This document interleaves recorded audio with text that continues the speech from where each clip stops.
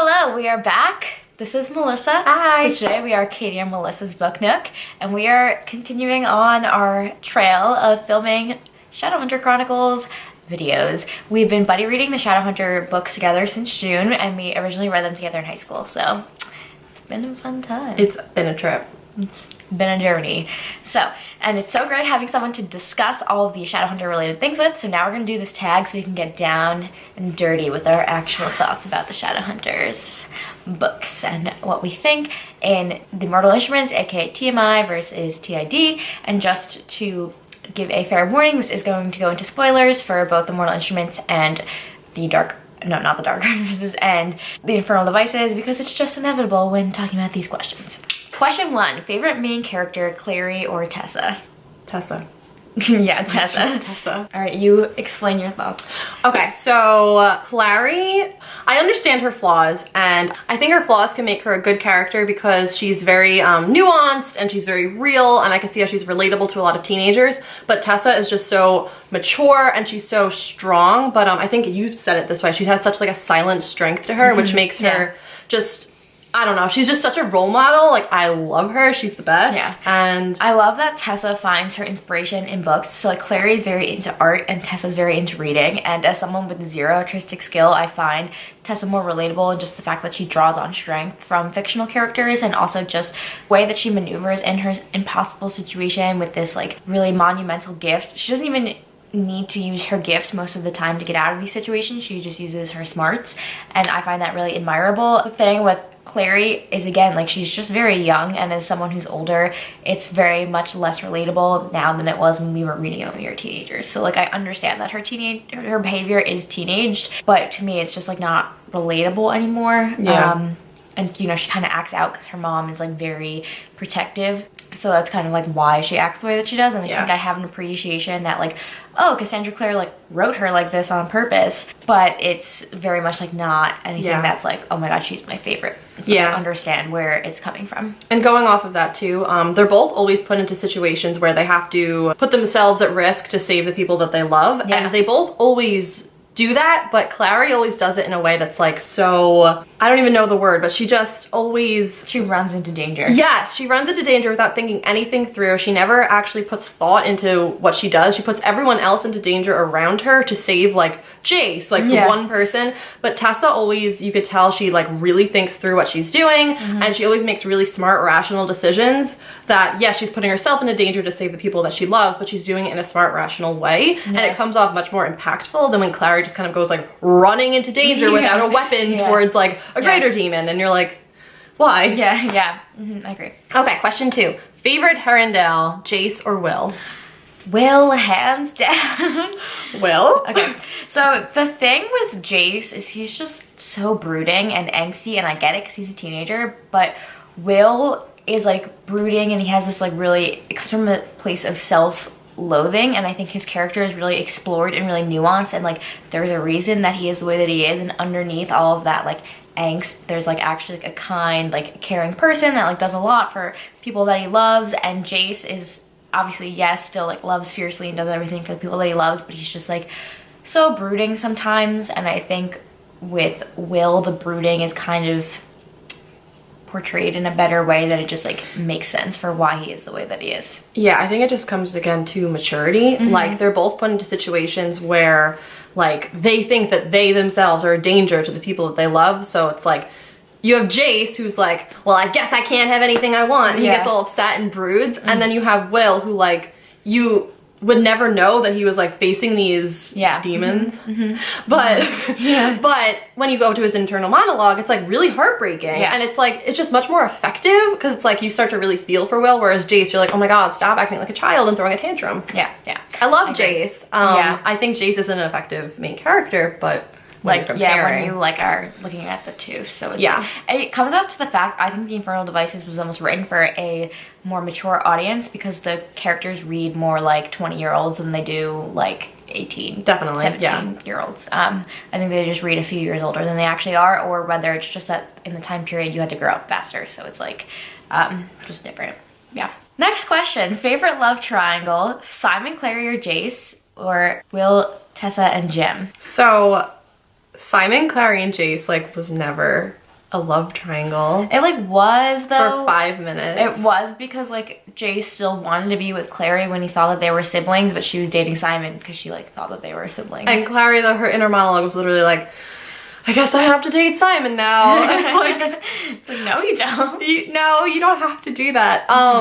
Yeah, no. The Will, Tessa, Jem, I mean, I think it's like universally acclaimed as like probably the best love triangle in YA. Like, you know, people who even hate the series say that it's like a really well done love triangle. It's just, it's incredible. I've never actually found that a love triangle does something to move the plot forward as much as with the Infernal Devices. I think the love triangle is like central to everything that's going on, whereas in other books it's just kind of like this annoying thing, but in this it works because Will and Jem actually care about each other. In the book series, it like works out that they like never really know of each other's feelings until like the last possible second, but like if they had just known about them and like had a serious conversation, they would have been like, well, whatever Tessa wants. Like then they would have like respected one another. Yeah, there was just a lot of mutual respect in every single direction and a lot of mutual love. They all loved each other, and it's like not in the weird like the weird way, but like they all like really cared about each other. And meanwhile, Simon, Clary, Jace, or any other love triangle for that matter, it's always like there's always one clear winner and there's always like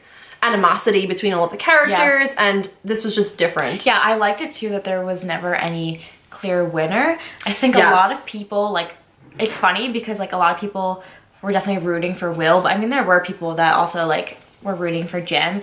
But it like turns out that Will was like the immediate winner, and then Jem was also a winner like eons later when he was done being a silent brother. So it's like when he was ready. Yeah, when he was over that. So yeah, it's very interesting that they kind of like both won, but it's like sad because you like know that Will dies. Ooh. Yeah. Ooh. But yeah, no, like just going off that, it's done in a way that it's like you don't feel like, wow, that's really cheap, they both won. Because it's like, it's done in a way where it's like a lot of emotions are involved and it just like feels right. Yeah. I've never had that like with a love triangle where I was like, this feels right. Like, no, it's just, Yeah. Question 4, the better villain, Sebastian or the Magister? Hands down, Sebastian. Yeah, agreed. Sebastian is a good villain because he's so manipulative. He's like a demon basically, so he knows how to manipulate people, and like the way that you can kind of almost, and you were saying this before, see through the surface of who he could have been, and just the way that he manipulates Clary and Jace is so like expertly done. Whereas the Magister, like, yeah, he like wanted to take over the world and whatever, wanted to get revenge on the Shadowhunters, but it was never like that level of like involvement in the main characters' like lives, where Sebastian was doing like, a lot of manipulation. Yeah, I agree. Sebastian is just a very, very well done, like, layered villain. Like, you have just on the surface, like, he, you know, he has demon blood and he's horrible and he's awful, but then you do see, like, the layer of, like, what he could have been, and, like, when Jocelyn takes out, like, his baby stuff, like, you see the person who that could have been, and, like, I grieve for the Jonathan Morgenstern that could have been, that never got to be, like, and I think it just makes him such, like, an effective main character, whereas the Magister, he's a good villain, but, like, he's not as developed, he's not as layered, he kind of just like, he wants revenge for his parents and he's gonna get it. Yeah, it's like he's not as like involved in the main characters' lives, I think. Yeah. Okay, question 5. Better army, the Dark Army or the Clockwork Army? This one's tough. Yeah. Because, so Katie and I are like close to being halfway done with City of Heavenly Fire, so we're... That's an exaggeration, but okay. We're like almost done with it. No, so we haven't finished City of Heavenly Fire yet, so it's like kind of hard to answer that question. I think I might be leaning towards the Dark Army, that being said. I'm gonna go on a limb and have a different answer than Ooh, tea! Yeah. So, I think the Dark Army, I mean, I love the Clockwork Army, and like I said, I haven't finished City of Heavenly Fire yet, but the Dark Army is very creepy because it's like Shadowhunters who like are characters that we know and love, like Amadis, like seeing Amadis, like the life and the soul drain from her eye. Okay, hello, slight change in scene, but we're back. So we were talking about the Dark Army versus the Clockwork Army. And you are a fan of the Dark Army. Yeah, so I was saying that I like the Dark Army because it's really creepy. It's like an extra layer of creepiness because we know the characters who are attacking the Shadowhunters. Like I was saying, Amadis specifically, like that was like watching her get turned into this like soulless creature, and it's like her being effectively dead. Yeah. Like her body being a shell for like the demons to attack, or known and loved Shadowhunters. I don't know. I think it's really creepy and I like that. Yeah. Okay, so I'm gonna go with the Clockwork Army because I think that the fact that they're not living, they're just like these humanoid things with demon souls attached. It's like, how do you like kill something that can't really die? And they just like keep coming and coming because they're manufactured. They're not actual people. And I thought that that was like really scary because it's like if you cut off an arm, it'll keep going. It's like very hard to beat. So I thought that that's why the Clockwork Army was scarier. Good point. Okay. Okay, so the next question is better first book, City of Bones or Clockwork Angel? Literally, no doubt, Clockwork Angel. Yeah. The Clockwork Angel setting in London is just so great. It sets the stage for Will, Jem, and Tessa and like their whole story just so well. And I think that City of Bones was published at a time where the publishing standards were a lot lower and it's not as well written. Like we talked about last time. It has some like pacing problems. It's not perfect, whereas Clockwork Angel I thought was just like really great. Like I think the Mortal Instruments, it takes a few books to get into it, and we're actually enjoying the back half of we really are. We would. I'm actually enjoying it better than the first half. So I think that the series only gets good at City of Glass. So, but like the Infernal Devices is good from book 1, so it just takes a little while. But I think Clockwork Angel is just like so much more well written than City of Bones. Yeah, I think it also has a lot to do with the fact that we said that we preferred Tessa, we preferred Will, so we have all these characters that we like are more emotionally invested in. Yeah. And on top of the fact that like this book is reaping the rewards of the fact that she has written like 3 books at this point. Yeah. And she's improved as a writer so much. Yeah, a lot. So yeah, so Clockwork Angel and the Victorian setting too. Yeah, her writing is very well suited to the Victorian time period because she tends to use like flowery language and complicated words. Yeah, so definitely a great Clockwork Angel. Yeah. Better female sidekick, Isabel Lightwood or Cecily Herondale. Lightwood. So I think Isabel. Yeah, so Isabel, I think it's just a lot of it is the fact that like we've grown to like know and love her over, you know, 6 books now. She's a very like detailed side character. She's not really a side character. She's more like, of pretty like much a main she's character a main at this character. point, yeah, in her own right. You know, we've become super invested in her story arc and her trials and tribulations, whereas Cicely was kind of just like a side character who like was a good side character and I enjoyed her story, but she was more of like the main character's little sister, whereas Isabel like is a main character in her own right. Yeah, I like Isabel better because she's just like so sassy, like fierce, like take no prisoner. And Cecily's like kind of like that, but Isabel's just like another level. Like she wears her high-heeled boots and she has like her whip that she coils like around her. It's like this badass shadow hunter, and I think she's just like so like, you know, well developed as a character, whereas Cecily, we didn't get to spend as much time with her. And while she is like a badass for the time period, like Isabel is just like so much more, and I think her character is a little bit more vibrant and comes alive on the page a little bit more than Cecily. Yeah. Better setting, New York Institute or the London Institute? This one's kind of hard. I don't actually know. I kind of want to say London, but I kind of want to say New York. Okay, here's the thing. We've lived near New York our whole lives, and it just, to me, reminds me of smelling like hot garbage. And I feel like London is kind of like, the Victorian setting is just more atmospheric. Yeah. And I feel like in the Shadowhunters books, like the Mortal Instruments, like they're outside of the Institute a lot more, whereas like in the Infernal Devices, a lot of it takes place inside the Institute.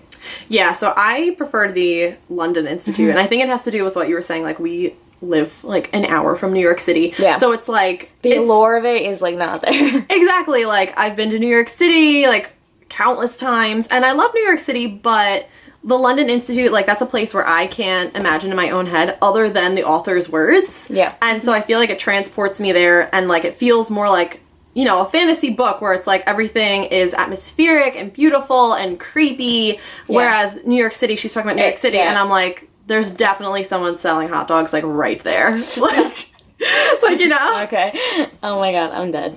Someone selling hot dogs right there. Literally, so. Ooh, okay, I agree. Better last book, City of Heavenly Fire or Clockwork Princess?